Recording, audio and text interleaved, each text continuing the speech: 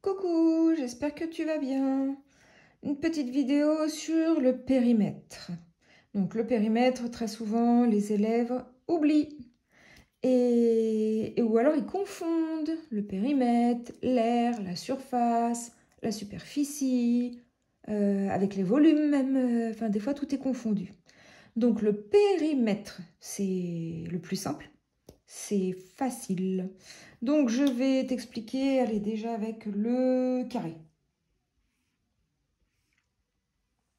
Alors, quel est le périmètre de ce carré? Déjà, qu'est-ce que ça veut dire le périmètre? Alors, péri, ça veut dire autour. Et puis mètre, on voit que ce sont donc des longueurs. Tu sais, la mesure des longueurs, c'est la base, c'est en mètres.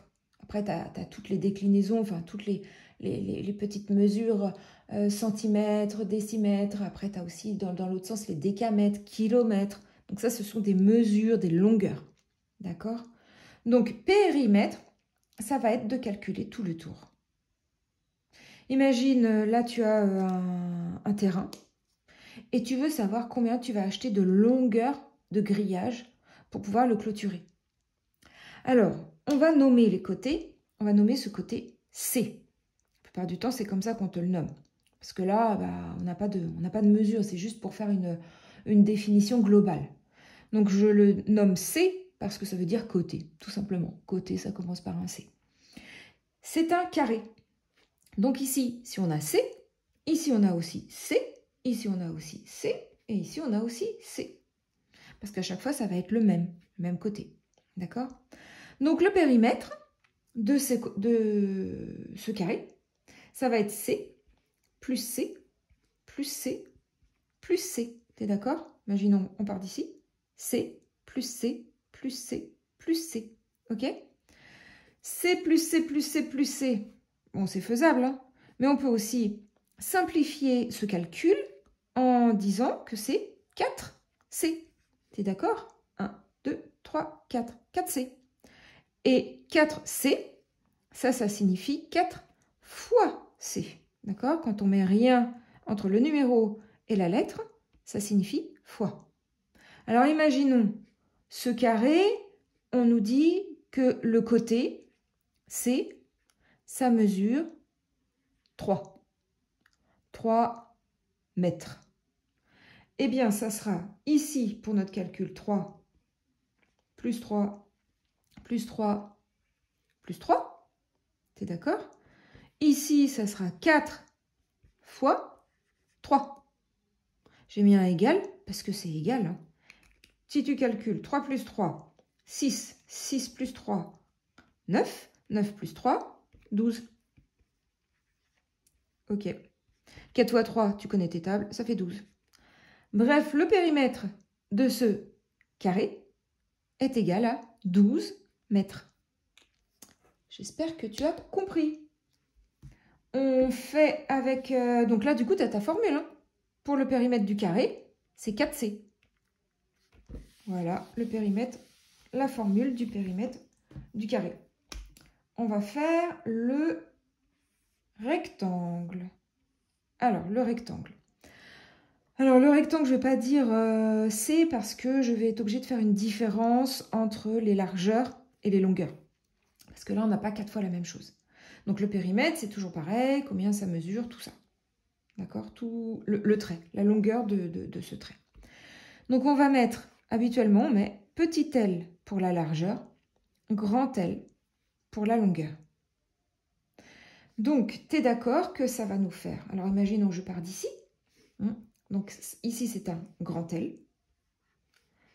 Grand L. Je continue petit L, donc plus petit L. Je continue plus grand L.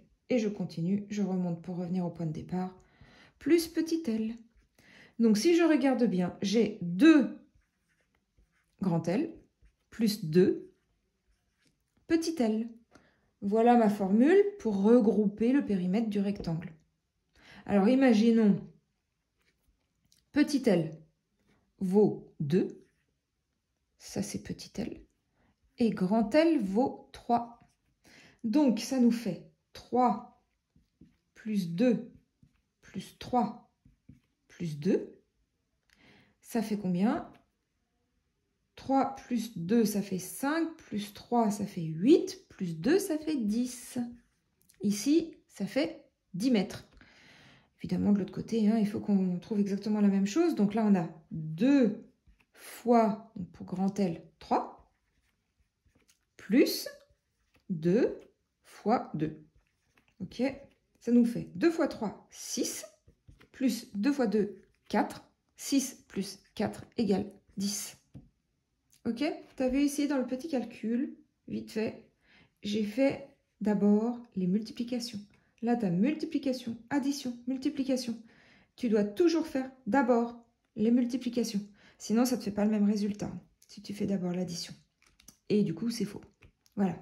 Donc, la phrase de conclusion, le périmètre de ce rectangle est de 10 mètres. Voilà. Et puis, bah, après, oui, effectivement, on peut faire vite fait, parce que comme c'est les vacances, là, le triangle. Le triangle, ça va être du coup très facile. Alors là, en plus, là, j'ai fait un triangle équilatéral. Je vais faire une vidéo sur les différents triangles. Ça veut dire quoi déjà équilatéral? Bon, je pense qu'il est équilatéral, hein, parce que je l'ai fait à la main. Équilatéral, ça veut dire que les 3 côtés sont égaux. Donc forcément, ici, ça sera C, C, C. Donc j'aurai 3C. 3C, on va simplifier l'écriture. Et donc là, bah voilà, ça va être très très facile. Mais tu peux avoir un triangle, hop, comme ça. Là, c'est un triangle isocèle. Isocèle, 2 côtés égaux. Donc là, ça va être la même chose, mais là, ça va être une autre dimension. Donc ça va être encore autre chose. Et puis alors, tu peux avoir aussi un triangle, hop, n'importe comment, hop, voilà.